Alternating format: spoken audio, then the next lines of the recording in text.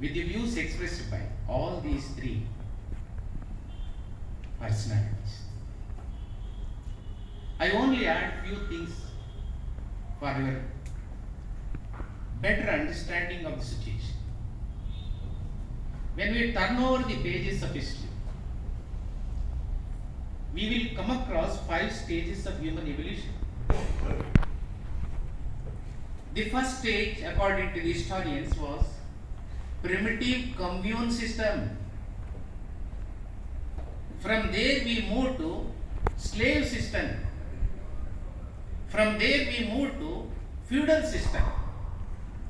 From feudal system to, we went in 2 different dimensions. One is the democratic system. Another is socialistic system. After India became independent in 1947, we adopted the biggest written constitution in the world. In our constitution, we have accepted a democratic political system. Why we accepted this? During freedom struggle, several questions came up for debate before the people of this nation. I don't want to go into all those questions. One relevant question for the purpose of today's program was, after independence, shall we make Mahatma Gandhi a Samrat? Pandit Nehru a Chakravarti? Patel a Raja or a Maharaja? The people of this country debated this question, deliberated this question. They gave an answer to it. That answer became the goal of freedom struggle. That was translated into reality when we framed and accepted our Indian Constitution. Then what was the answer that was given by the people of this country? The people of this country said, we don't want Samrats, Chakravartis, Raja Maharajas. Feudalism is to be abolished. Political power is to be transferred to the hands of people. That is how the seeds of political democracy was sown during the freedom struggle of this country. That became the goal of freedom struggle of India. And that is how we see a democratic system is the resolve under the Indian Constitution. We also, during freedom struggle, fought for economic and social issues. We also debated these issues. That is how the economic decentralization, social issues also played an important role under our constitution. Though the word socialist or social justice was not incorporated in 1950 when we accepted our constitution, we introduced them in 1940. But that is not a new thing that we incorporated. What is already imbibed in the constitution, implied in the constitution, was made explicit in 1940.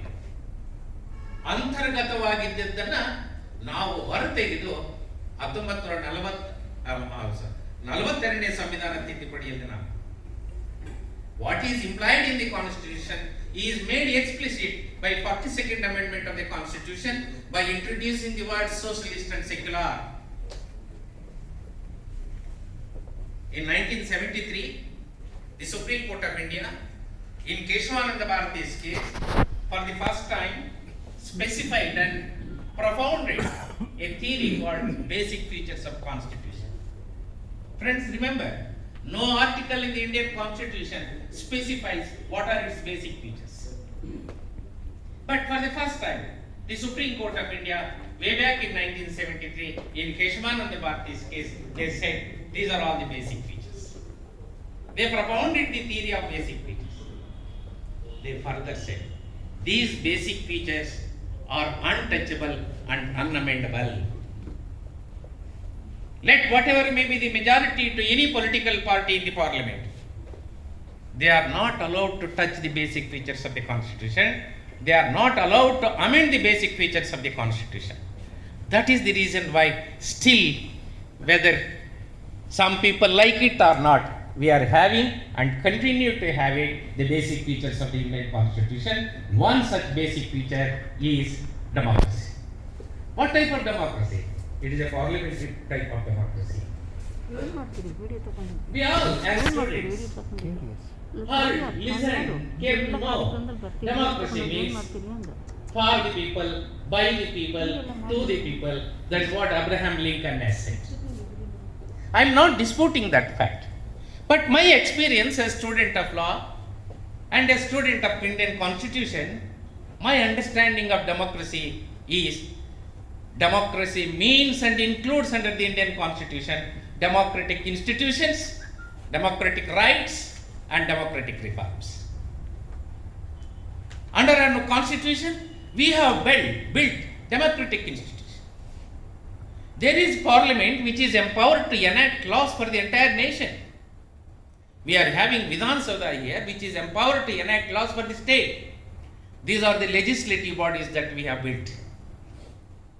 There is central government, state government, district administration, taluka administration and Grama Panchayati, the executive institutions. We have Supreme Court, High Court, District Court and Taluka Court, judicial institutions. These are the democratic institutions that we have built after India became republic under the Indian constitution. 130 crore population of this country are directly or indirectly are participating in these democratic institutions on day-to-day basis. Our constitution provides democratic rights. Right to equality, right against exploitation, right to constitutional remedies, right to religion, freedom of speech and expression, freedom to travel, freedom to occupation, freedom to profession, freedom to residence. We provided these basic rights under the Indian Constitution. The people of this country have enjoyed these basic rights. It is not just that. In the field of agriculture, industry, service sector, education, health, culture, language, we brought about reforms. I call them as democratic reforms. Because of these democratic rights, democratic institutions and democratic reforms, the living conditions of the people in this country has improved to a large extent. I do not subscribe to the argument that after India became independent and republic, nothing is achieved. We have achieved. We have built democratic institutions. We allowed the people to enjoy the democratic rights. In different fields, we have brought democratic reforms. In 1947, when India became independent, we had only 15 to 16% literacy rate in this country. Today we are having almost 80% of people are literates in this country today. It is no small achievement. In 1947, nearly 70% of the India's population were below poverty line. Today we brought down to 21%. As Patel said, now it has gone to 23% because of COVID and other measures taken by the government. This is no small achievement. In 1947, our crude production was only 50 million tons per annum. Today we have taken up our annual food production to 295 million tons. Then we were importing food. Today we are exporting food. In space technology, atomic energy, in service sector, in defense, in many number of areas, India is one among the top 10 in the world. That is because of the Indian Constitution. Despite all these achievements, I am conscious of the fact that the nation is facing both problems and challenges. Problems like poverty, hungry, some illiterates, joblessness, agriculture crisis, industrial crisis. I am not a pessimistic. I am an optimistic. I am sure if we all work together unitedly, if we work little more, if we bring certain reforms in our governance by using modern scientific achievements, I am sure that we can solve our problems within few years. But there are also challenges to the country. Terrorism is one challenge. Communalism is one challenge. Fundamentalism is one challenge.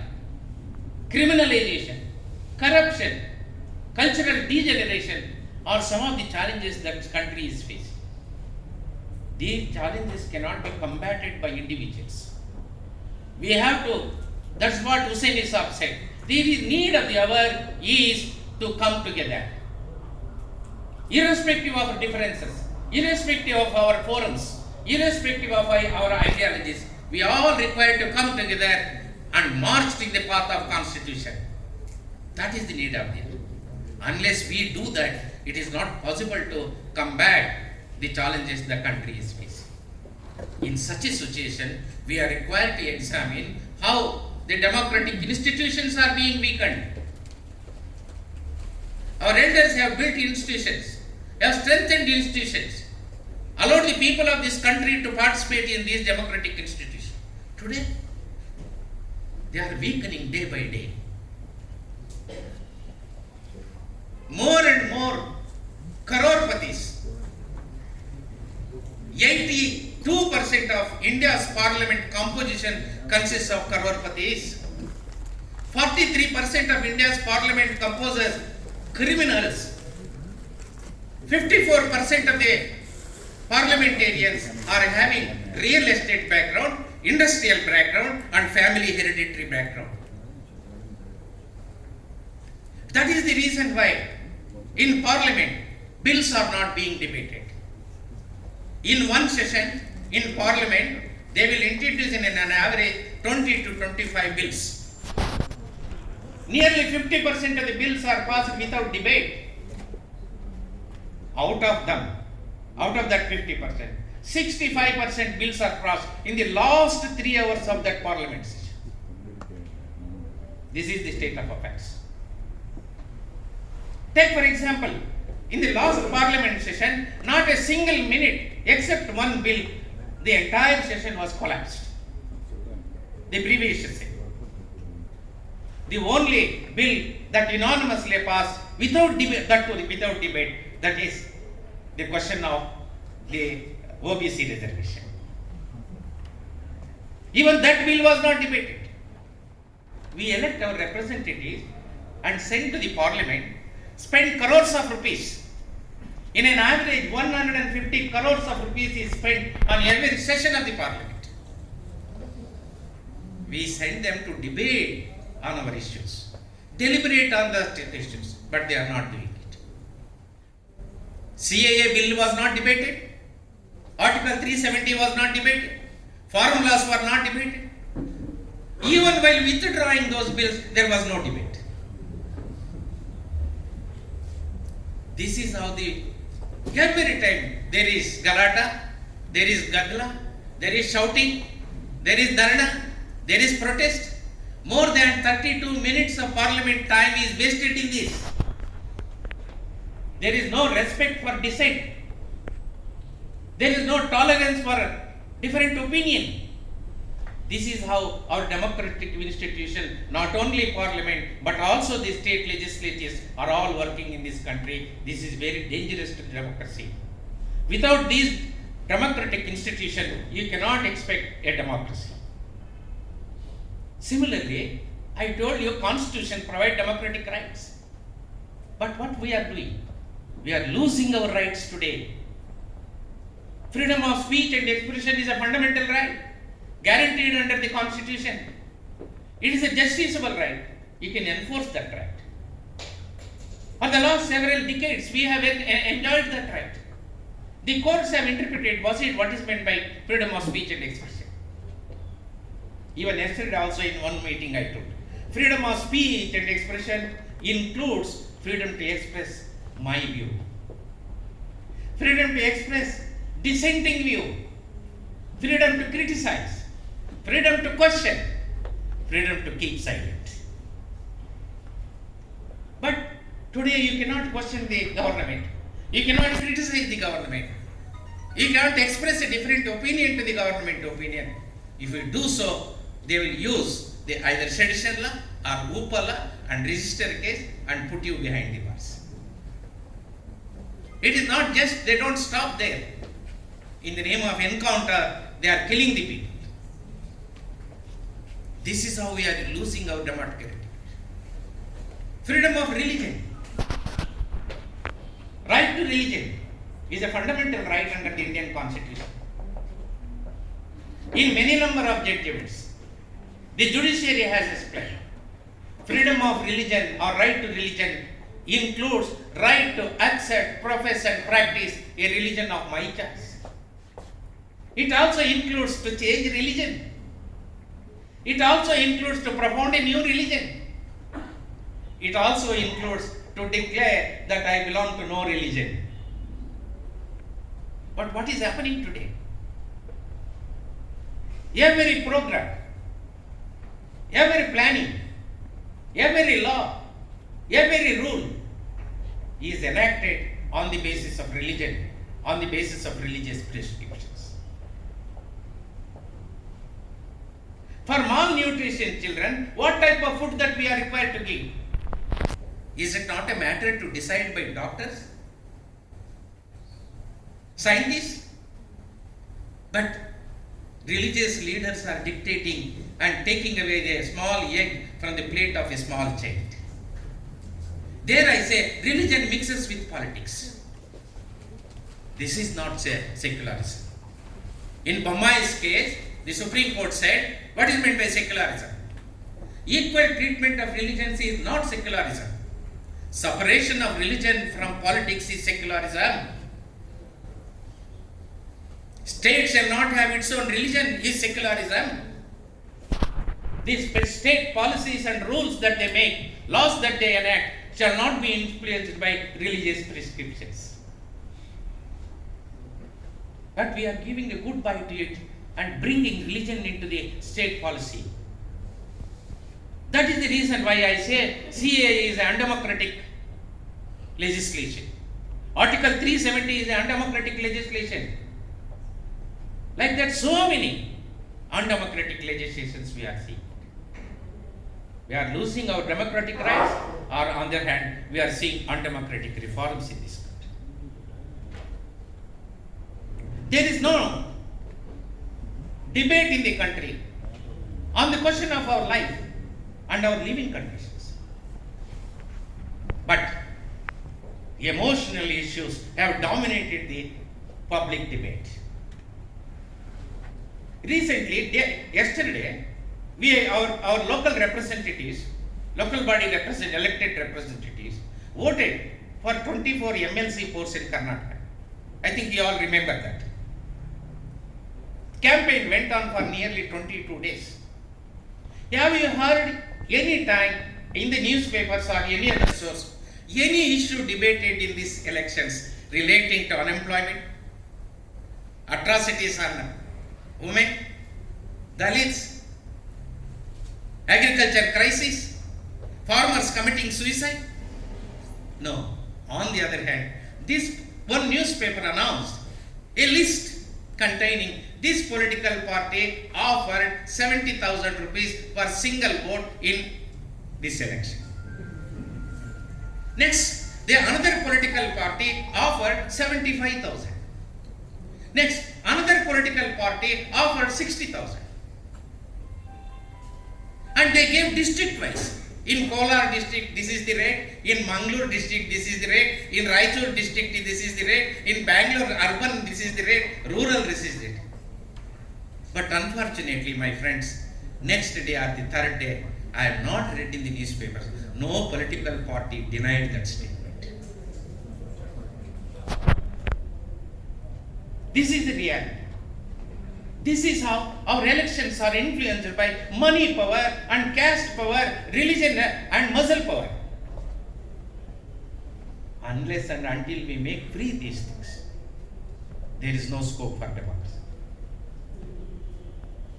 as Hussein Esab said, the crisis in democracy is not only confined to India, but it is a global crisis. The developments in America, the developments in UK, Germany, Australia, and many other countries, you just examine for a while, everywhere the democracies have cracked. Despite all this crisis and crack in democratic political systems, I have not heard anywhere what is alternative to democracy. Nobody is speaking about alternative to democracy. I too have no alternative to speak to place before you what is alternative. At one time we have seen, for a primitive communism, we found out slavery as alternative. For slavery we have seen feudalism is alternative. For feudalism we have seen democratic system is alternative. But democratic system is in crisis, but we can't look at social system. Because what happened in Soviet Union? What is happening in China? What is happening in some of the communist and socialistic countries? Taking these factors into consideration, in my humble submission to this gathering is, we have to correct the mistakes in democratic system, improve the correct system, and we have to take it forward. I always believe in one thing. Yes, I am not saying for a moment that we should not tap the doors of courts. Legal battle is also one of the battles that brings about certain changes. It is the Keshwananda Bharati's case which has laid down profounded the theory of basic features of constitution.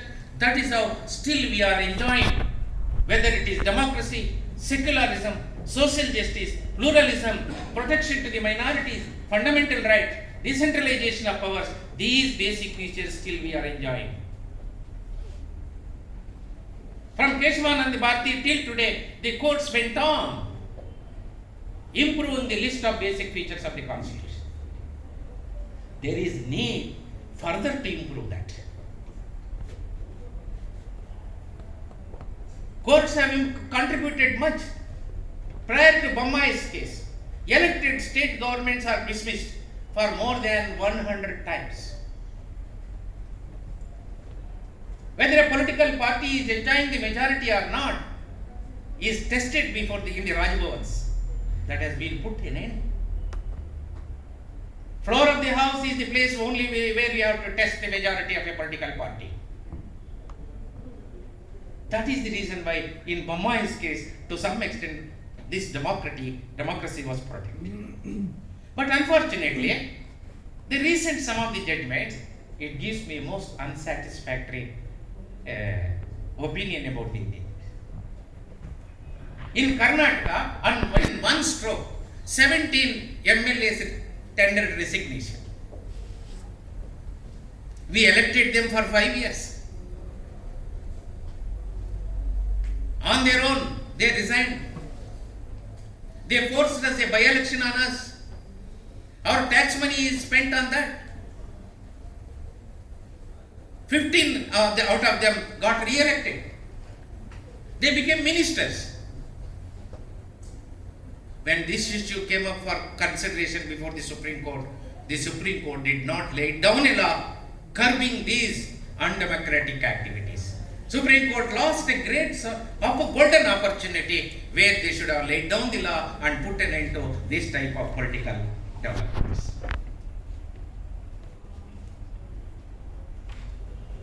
Therefore, I don't have a full hope insofar as that judiciary will protect the democracy. I am not ruling out. Yes, there are certain judgments. Say, for example, when fundamental rights are being threatened in this country, they did not stop there. Pegasus was used not against only X, Y, Z. They used against the judges, journalists, opposition party leaders, literary people, and so many others. When the issue came up before the court, Supreme Court asked, you file the details. Details specifying whether you have purchased the software of Pegasus from Israel. Who paid the money for it? How much money paid for it? Whether you have, if you have used, put it in a sealed cover and give it to us. Supreme Court, the government refused